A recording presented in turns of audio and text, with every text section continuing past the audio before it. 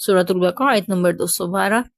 زُيِّنَ لِلَّذِينَ كَفَرُوا الْحَيَاةُ الدُّنْيَا وَيَسْخَرُونَ مِنَ الَّذِينَ آمَنُوا، جو کافر ہیں ان کے لیے دنیا کی زندگی مزین کر دی گئی، یعنی خوشنما بنا دی گئی، اور وہ ایمان والوں کا تمسخر اڑاتے ہیں یا مذاق اڑاتے ہیں۔ وَالَّذِينَ اتَّقَوْا فَوْقَهُمْ يَوْمَ الْقِيَامَةِ، اور جو متقی لوگ ہیں وہ قیامت کے دن ان کے اوپر ہوں گے، یعنی ان پر غالب ہوں گے۔ وَاللَّهُ يَرْزُقُ مَن يَشَاءُ بِغَيْرِ حساب، اور اللہ تبارک و تعالی جس کو چاہتا ہے بے شمار رزق عطا فرماتا ہے، اور اللہ جسے چاہے بے حساب رزق دیتا ہے۔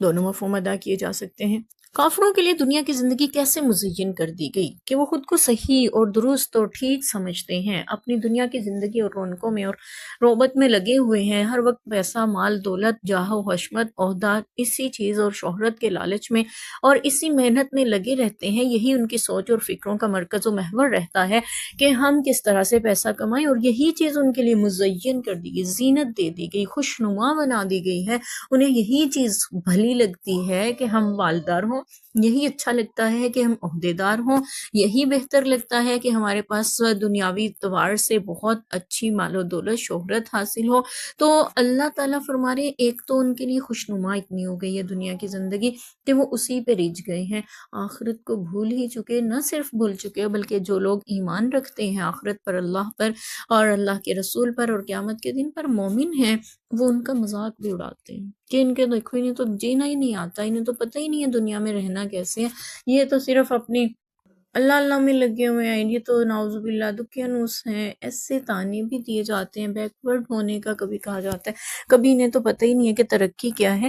یہ تو مسجد اور ممبر کے محراب سے چپٹے ہوئے لوگ ہیں، اور کبھی ان کو چٹائیوں پہ بیٹھنے والے مخلوق کہا جاتا ہے۔ تو ایسے طعنے تشنیع کسے جاتے ہیں، بڑیاں بن کے بیٹھ گئی ہیں، پردہ کرنے لگ جائیں تو یہ کیا بال لبایا لبایا میں اڑے رہتی ہیں، اور کبھی یہ ہوتا ہے کہ داڑھی رکھ لو تو سنت کے مطابق ہو جائے تو اس پہ باتیں سننی پڑتی ہیں، ہزار ٹخنوں سے اوپر کرنے لگ جائیں اس پہ ہمیں مذاق کا نشانہ بنایا جا رہا ہوتا ہے ایمان والوں کو۔ اور پھر کبھی یہ کہا جاتا ہے کہ دنیا چاند پہ پہنچ گئی، اور یہ لوگ ابھی تک مسجد کے ممبر سے محراب سے چپکے ہوئے ہیں۔ یاد رکھیے گا دنیا چاند پہ پہنچ سکتی ہے، کسی بھی سیارے کو فتح کر سکتی ہے، رب کی جنت میں نہیں جا سکتی ہے۔ رب کی جنت میں جانے کے لیے انہیں قرآن و سنت کو ہی اپنانا پڑے گا، اور اسی مسجد و محراب رب کے کلام قرآن اور پیغمبر کے فرمان حدیث پاک سے ناطہ جوڑنا ہوگا، ورنہ چاند پہ پہنچ جائیں، دنیا کے پورے جو ہے جو اللہ تعالیٰ نے بنائے ہوئے ہیں سیارے، ان کو فتح کر لیں،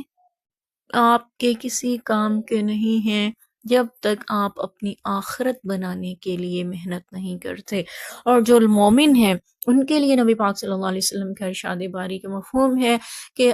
دنیا مومن کے لیے قید خانہ ہے اور کافر کے لیے جنت کی طرح ہے۔ مومن ایسے رہتا ہے جیسے ہر پابندی اس پہ ہے، قید خانے میں کوئی اپنی مرضی سے سوتا جاگتا بیٹھتا اٹھتا کام کرتا تو نہیں ہے نا،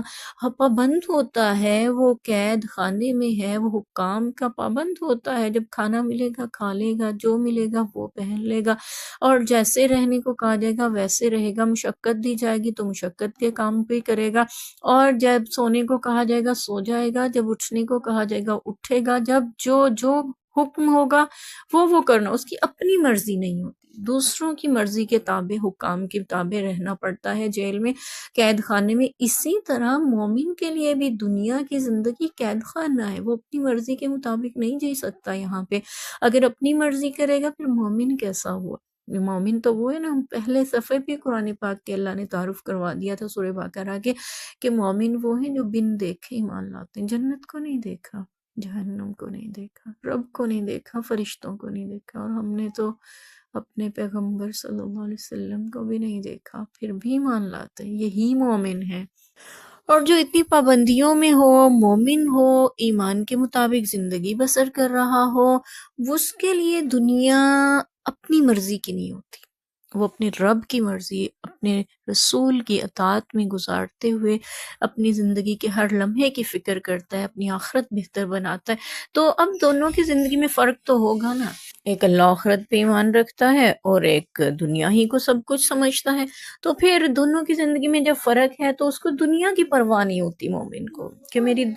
دنیا کیسے گزر رہی ہے، مجھ پہ کیا مشقتیں آ رہی ہیں، کیا پریشانی اٹھانی پڑ رہی ہیں، بس اس کو یہ فکر ہوتی ہے کہ میرا رب مجھ سے راضی رہے، میں اس کی فرما برداری اور اطاعت گزاری میں ہی زندگی کا ہر لمحہ بسر کروں، مجھ سے کوئی ایسا غلط کام نہ ہو جائے کہ میرا محبوب رب، میرے حبیب خدا صلی اللہ علیہ وسلم مجھ سے خفا نہ ہو جائے۔ وہ ان کی منشا پہ زندگی گزارتا ہے، دوسرا شخص اپنی مرضی کی گزارتا ہے، اور فرق ہے تو پھر اس اعتبار سے وہ مذاق اڑاتے ہیں مومنوں کا، کہ انہیں تو جینے کا ڈھنگ ہی نہیں پتا، دنیا کے اتوار ہی نہیں ان کو تو پتا، یہ تو جانتے ہی نہیں ہے کہ دنیا میں رہنا کیسے ہے، مذاق اڑاتے ہیں۔ لیکن اللہ نے ساتھ ہی فرمایا والذین اتقوا فوقہم یوم القیامہ، ہاں جو متقی ہیں نا،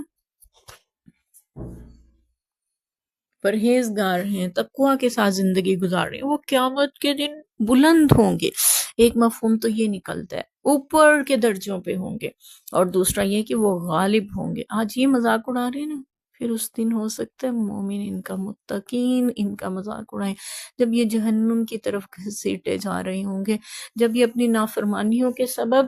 فرشتوں کے ہاتھوں عذاب دیے جا رہے ہوں گے، تب ان کو پتہ چلے گا کہ حقیقت میں بے وقوف کون تھا، حقیقت میں اپنی آخرت اور اپنی مستقبل کو تباہ کون کر رہا تھا۔ ہم سب کو بہت فکر ہوتی ہے اپنے مستقبل کی، لیکن اصل مستقبل ہمارا کیا ہے، وہ مرنے کے بعد شروع ہوتا ہے، اور وہیں سے ہماری زندگی کی ابتدا ہوتی ہے۔ مومن کی سوچ وہیں سے شروع ہوتی ہے کہ میں نے اپنی آخرت موت کی تیاری رکھنی ہے، قبر کے لیے فکر مند رہتا ہے، حشر کے لیے فکر مند رہتا ہے، اپنے رب کی بارگاہ میں اپنے اللہ کے حضور کھڑے ہونے سے ڈرتا ہے اور اس کے لیے تیاری کرتا رہتا ہے۔ اس نسبت سے اللہ تعالیٰ ان کو اجر بھی دیں گے، قدردانی بھی فرمائیں گے، اور اللہ فرمائے وہ غالب ہوں گے، پھر قیامت کے دن بلند ہوں گے، اونچے درجوں پہ ہوں گے۔ اور یہ بھی ہو سکتا ہے کہ اس دن پھر ان کا، کافروں کا جن کے لیے دنیا مزین تھی، مذاق اڑایا جا رہا ہوگا، واللہ عالم۔ اور ساتھ ہی اللہ نے ذکر فرمایا واللہ یرزق من یشاء بغیر حساب، اور اللہ جسے چاہے بے حساب رزق دیتا ہے۔ اس کے بہت سے مفہوم، ایک مفہوم تو یہ نکلتا ہے اللہ تعالیٰ آخرت میں بے حساب رزق جسے چاہیں گے دے، بے حساب رزق دیتا ہے، یعنی آخرت میں ان کو بے حساب دیا جائے گا، کوئی حساب لیا ہی نہیں جائے گا۔ اور دوسرا مفہوم یہ نکلتا ہے اللہ تعالیٰ دنیا میں بھی بے حساب دیتا ہے، جس کو چاہے فراوانی دے دیتا ہے رزق کی، یعنی جس کو رزق زیادہ مل گیا، اس کا مطلب یہ نہیں ہے کہ اس پہ اللہ کی خیر اور کرم ہے، بلکہ کافروں کے لیے مزین کر دی جاتی ہے دنیا، ان کو دے کے ان کو نعمتوں میں الجھا کر رکھ دیا جاتا ہے تاکہ اللہ کی یاد ہی نہ آئے۔ اور مومن اگر کبھی دنیا میں غافل ہونے لگے، اس کا دل دنیا میں رغبت حاصل کرنے لگے، تو اللہ کی طرف سے تنبیہ آ جاتی ہے، کوئی نہ کوئی پریشانی پر ایسی آتی ہے کہ وہ اللہ کی طرف رجوع کرتا ہے، اور پھر اللہ تعالیٰ یہاں پہ فرمانے اللہ رزق دیتا ہے بے حساب جس کو چاہتا ہے۔ ایک مطلب تو یہ ہوا کہ آخرت میں وہ جسے یعنی بے حساب رزق دے گا، تو یہ اس کی منشا مرضی۔ دوسرا دنیا میں بھی جسے چاہے وہ بے حساب رزق دیتا ہے، یعنی بہت زیادہ رزق دے دے۔ اب اللہ تعالیٰ کے ہاتھوں ہر چیز کا حساب اور شمار ہے نا، ہاں لوگ اسے شمار نہیں کر سکتے، اتنا زیادہ دے دے، یہ مفہوم ہو سکتا ہے۔ اور تیسرا مفہوم یہ ہے کہ پھر اللہ تعالیٰ پھر اس سے حساب نہیں لیتے، یعنی کسی کو اتنا رزق دے دیتے ہیں کہ اس سے پھر حساب نہیں لیں گے، واللہ اعلم۔ ہمارے لیے اس میں سبق یہ ہے کہ ہم دنیا میں زندگی پہ نہ رجھ جائیں، اور کافروں کے لیے اللہ نے مزین کی ہوئی دنیا ہے، تو اس بات پہ نہ جائیں کہ کافر کیسے جی رہے ہیں، بلکہ ہم یہ دیکھیں کہ مومن اور متقیوں کی زندگیاں کیسی ہوتی ہیں، اور پھر یہ کہ رزق اللہ کے اختیار اور ہاتھ میں ہے، جس کو جب چاہے جتنا چاہے نواز دیا کرتا ہے۔ تو ہمیں دنیا میں دیے گئے رزق کی کمی یا زیادتی کو مد نظر رکھتے ہوئے کسی کے بارے میں فیصلہ نہیں کرنا چاہیے کہ اس پہ اللہ کا کرم اور فضل ہے، بلکہ اللہ کی مرضی و منشا ہے، جس کو جتنا چاہے جو چاہے نواز دے۔ اللہ تعالیٰ ہمیں اپنی رضا پہ راضی رہنے والا بنائے، تقوی کی زندگی نصیب فرمائے، آمین۔